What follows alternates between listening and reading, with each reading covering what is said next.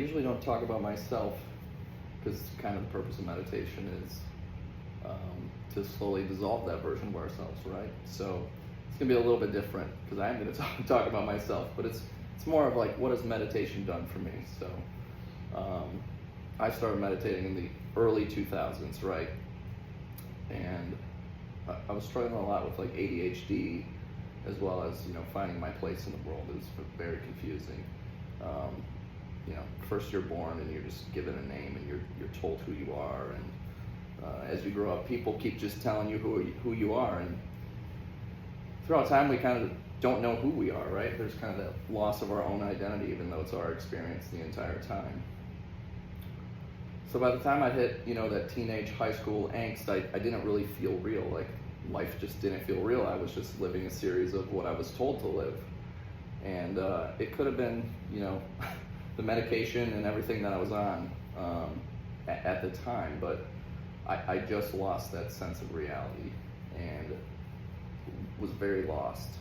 And for some strange reason, I was like, well, what if some religion has all the answers or something? So I started looking in various religions, and none of that seemed to help. And I stumbled across a Zen book, and it talked about meditation, and I thought that was an incredibly silly thing to do, right? There's no way anybody was going to catch me meditating. But for some reason, I decided to give it a shot. And so I would go to my room, high school kid, and there's like way worse things like a high school boy could be doing in their room, but here I am, like, terrified my parents are going to find me sitting on the floor meditating, and that was my big concern at the time. But really what happened was I set an alarm for 10 minutes, and I was like, let's just see what happens.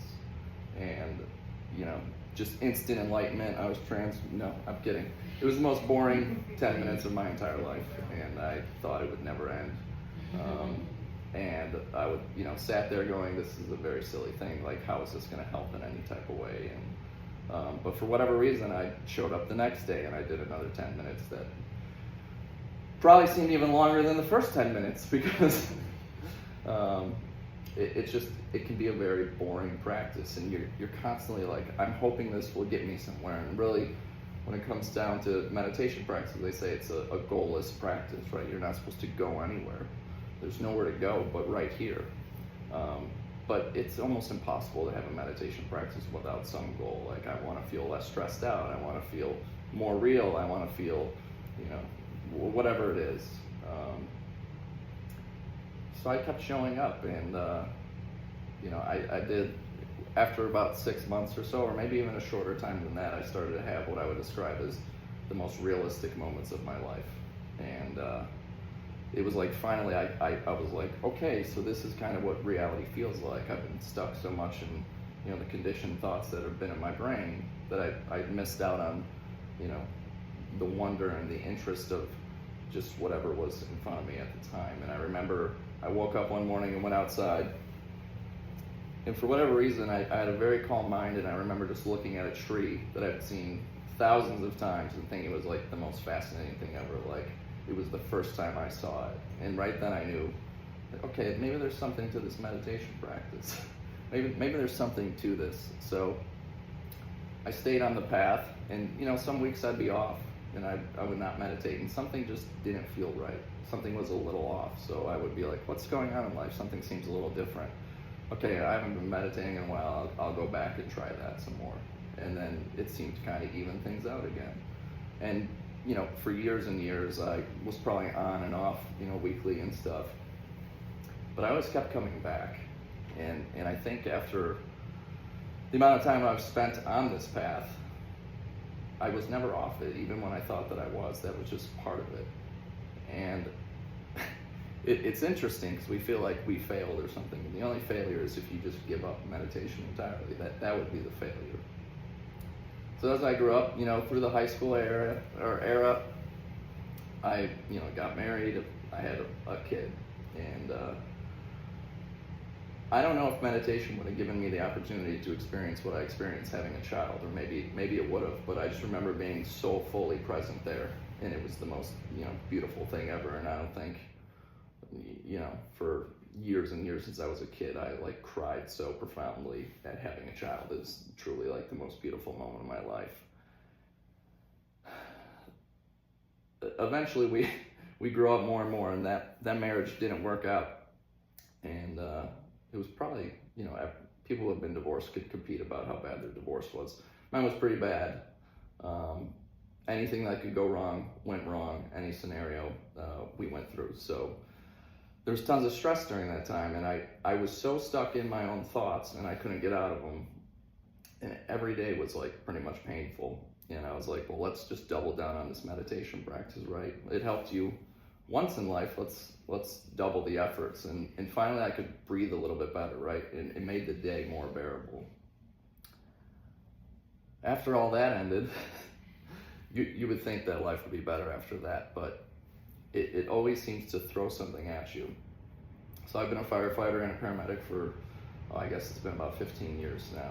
And I pretty much went through most of my career unscathed by the things that had happened, or I could kind of detach myself. But I remember early on in my practice of being on the ambulance and everything, meditation almost made it so real. But the problem with that was, it wasn't the meditation making it so real. It was the fact that I was so aware of my thoughts that I was clinging to whatever was happening, so it was making me more nervous and everything. Eventually, through observing the thoughts and not connecting to them, I was like, okay, these are just things that are happening, right? Fast forward a little bit further, I had a very traumatic episode in life happen as these traumas come up. While that happened at work, I experienced like the worst call of my career. I won't get into it, but they say it only takes one, and I guess that was my one. I have kids, it involves kids. So you combine that with a traumatic life experience all at the same time, and then suddenly you get anxiety, depression, and PTSD. I suffered with that for, a year and a half, trying every modality possible to get out of it. And nothing worked. So once again, I just doubled my meditation efforts. I sat for like hours a day trying to get out of it. And once again, trying to go somewhere else, right? There was nowhere else to go. It was all right here. And the only thing that was clouding and making everything terrible was my own thoughts. I was trapped in that cage repeatedly. And I remember I woke up one morning, and typically I was waking up with like anxiety and a pit in my stomach like every day, like what fresh horrors await me today type of mentality. And I finally saw the thoughts for what they were, that they were just thoughts. I was just telling a story about what happened over and over and over.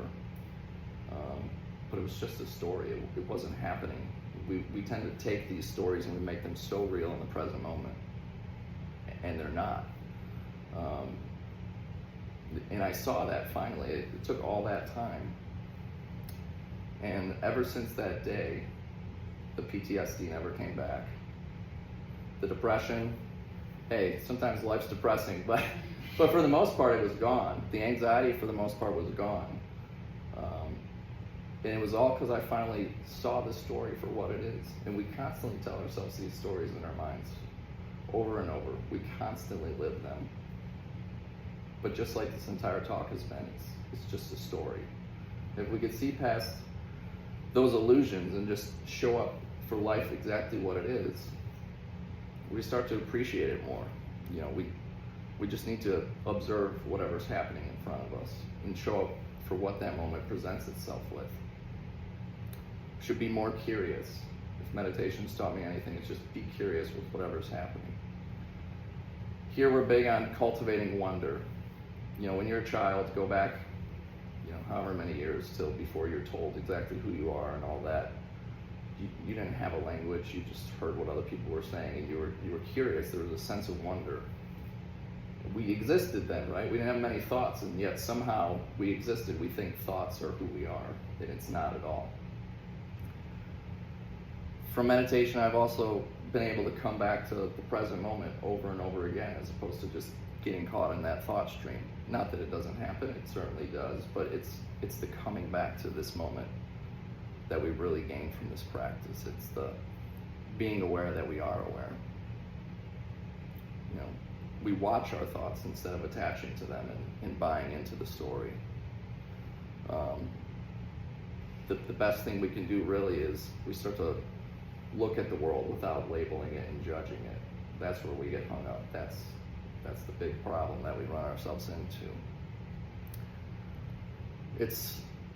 If meditation and all the practices taught me anything, it's whatever's happening is just happening.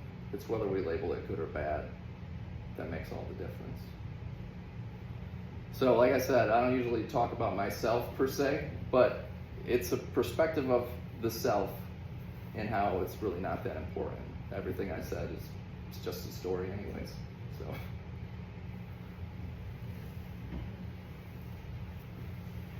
But thanks for